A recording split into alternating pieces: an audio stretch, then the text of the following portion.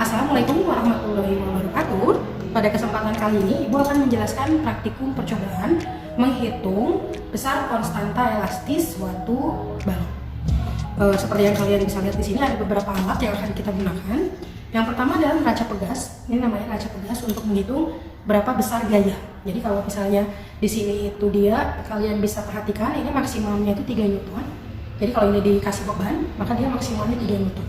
Jadi ketika ini balok yang pertama kita ukur berapa besar beratnya, nah ini berarti kita bisa tahu beratnya di sini. Ini menunjukkan angka 1 Newton. Berarti ini gaya beratnya 1 Newton, sedangkan masanya berarti 1 dibagi 10. Berarti ini 0,1 kilo. Memakai persamaan W sama dengan M dikali gravitasi.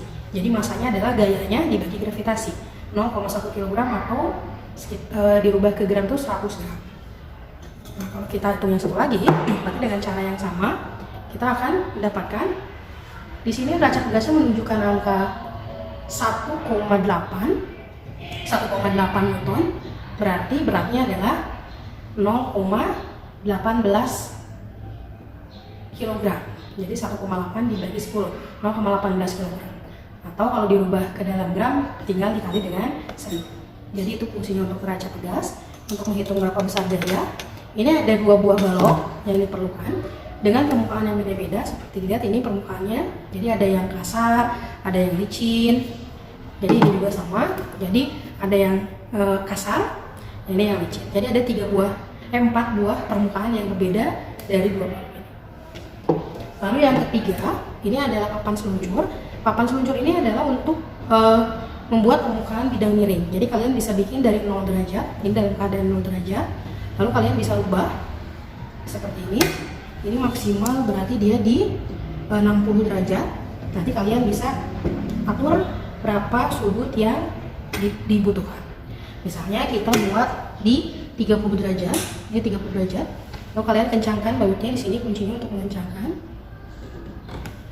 Seperti ini. Nah, kita sudah mendapat permukaan untuk bidang miring.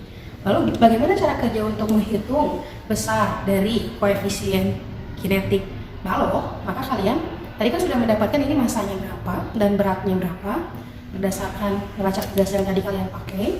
Lalu masukkan ke dalam tabel pengamatan. Langkah kedua adalah kalian akan menghitung berapa gaya yang dibutuhkan untuk menarik beban ini di sudut 30 derajat. Jadi menarik beban pada saat tepat akan bergerak.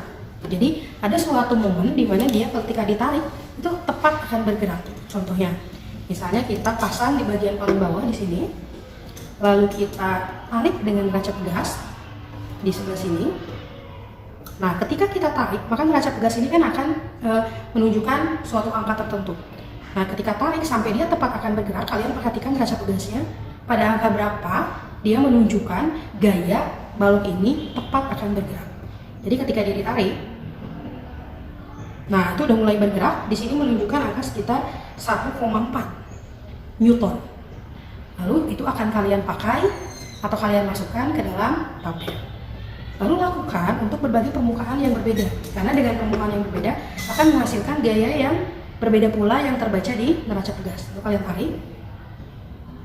Nah, ketika dia tepat akan bergerak, sudah akan mau bergerak, kalian lihat berapa gaya yang ditunjukkan di dalam atau neraca pegas ini. Lakukan untuk semua balok.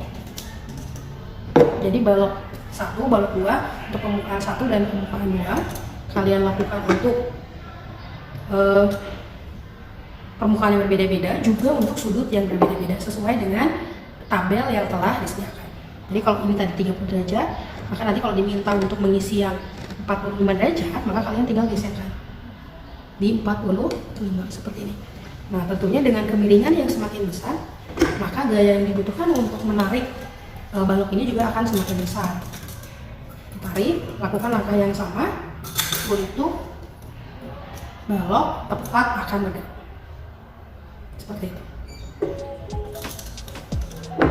Masukkan ke dalam tabel buat kesimpulan. Dan terima kasih. Wassalamualaikum warahmatullahi wabarakatuh.